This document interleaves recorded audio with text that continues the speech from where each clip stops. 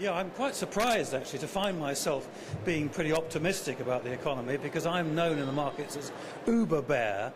I suppose I have to confess that I was a bit taken by surprise when the recovery began. So that's something I didn't, as it were, get completely right. I am pretty confident that over the next couple of years this economy will do well. It's at the moment growing at the fastest rate of any country in the G20. Incredible this, isn't it? But I think it is. And you mentioned, Simon, about real wages.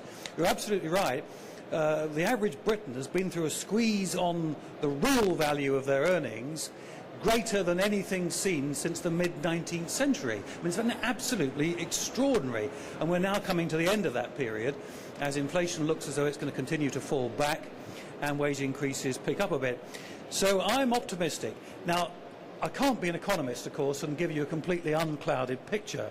And so I'm going to, if I may, just briefly outline what I think the risks are, because there always are risks. If you're an economist, you've got to see at least two sides of the question, if not many more. And I am worried about the housing market. I'm worried that we're at the beginning of another one of our traditional British housing booms. Now that's fine, going to be fine I think for the next few years. I've got no doubt that house prices are going to continue to rise, but the worry I think is in a few years' time when interest rates start going up again, what will happen then? And I similarly think that the exchange rate of the pound is much too high and at some point will have to come down a long way. But that's, I think, a fair way off. For the next couple of years, I'm going to have to brush up my credentials as an optimist, but I think it looks pretty good. I do work in the technology world, and I run a venture capital firm here in London, where over the past 13 and a half years, we've backed some of the leading companies which are defining this next generation. Monetized, mobile banking company, listed on the London Stock Exchange, and backed companies like Zopa and so forth. What I wanted to share with the audience, though, is that I really think that there are today three versions of the future. There's one version of the future which is really about the technology firms, of which many of them are U.S. technology firms, the Google, Apple, Facebook, Amazon, LinkedIn brigade, taking over every industry. If you look at where the patents are coming from, for example, in mobile payments, these are being, it's not the banks who are patenting the next generation of technologies. It's the Apple, Facebook, Google, and Amazon brigade. So there's one vision of the future where we can see, and which is, I would argue, scaring the boardrooms and the shareholders and the management teams of large businesses because they see technology firms taking over their industry. There was a very good article in the Financial Times you might have read by the CEO of BBVA, a Spanish bank, about right before Christmas, where he said the only thing left that we have as banks is the data on our customers. And if we blow it using that or not using it, it's really game over for the banks. The second vision of the future is really an entrepreneurial vision of the future, where what I refer to as the Davids, the entrepreneurs with their slingshots, are able in some specific situations to raise a lot of money. And if they're great communicators, these guys can disrupt industries as Davids. And we see that regardless of what you may think of Wonga. Wonga is an example of that. So is Zopa. But it's difficult to raise a lot of capital. And the combination of raising capital and having the communications ability to change the world, we've got Steve Jobs, we've got a certain group of them, but we don't have 100,000 of these people probably. And the third vision of the future is, I think, the opportunity in the market for firms like Ariadne, where you have the Goliath traditional businesses such as newspaper groups, radio stations, financial services firms, and the rest of it. Those Goliath businesses need to enable David to hop on their back and to transform their business models with digital technologies and business models.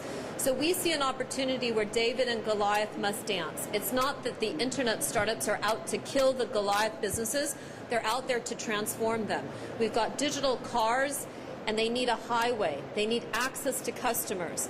And the existing businesses, whether they're banks or telcos or retailers, have customer bases that can be transformed with the digital Davids. Julie, thank you. It all started many years ago. I left school at 16 years old, absolutely useless, probably still am. No qualifications whatsoever. My father wanted me to be a builder. I just was no good at that as well, so I ended up being a builder's labourer at 16 years old, and I went from builder's labourer to becoming the largest supplier of minibuses in the country, and a little bit further on to becoming the first person in the country for over 100 years to open a bank. Now, the bank's a little bit different. We help pensioners and hard-working people achieve 5% interest on their savings. We then lend that money out to local businesses who can't borrow from the high street bank through no fault of their own, and the profit we give to charity after the overheads are paid. The bank's been displayed on television all over the world. I've made programmes for CNBC, I work for Channel 4, I'm making an awful lot of television at the moment for Channel 4. I love making telly that makes a difference to people's lives. That's what I'm interested in. The reason I got into the bank in the first place is in late 2008, we all had to take those rose-tinted glasses off and put the clear ones on because the world changed. The banks stopped lending to my customers as they did stop lending to everybody else. I'm thinking, has the customer done something wrong? Why can't they buy my bus? Why can't they get the finance they've been getting for years? Perhaps they've got a CCJ. Perhaps they've not paid the phone bill. They've done nothing wrong. There is nothing wrong with the great British public in this country. The problem lies at the front door of the High Street Bank. So I thought, if the banks won't lend to my customers, I'll lend to them. I believe them. They're buying a product I understand. I built it. So I lent them the money. They paid it all back.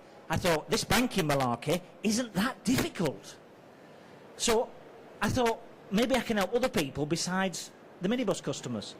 So I went to London. Everybody said it's completely impossible. No, no, no, no, no. And my job as an entrepreneur is to turn no's into yeses, which is what I've done my entire life. So I thought, I'm going to do it anywhere. Now, the Bank of Dave exists today.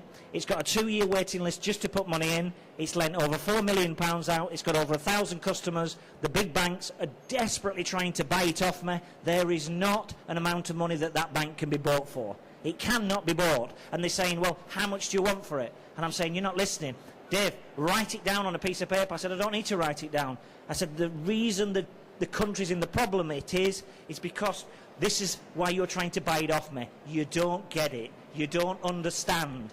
That's why I won't sell it. It'll be there for 100 years, showing that if a glad from Burnley who sells buses can do it, then anybody can. And that's what it's all about.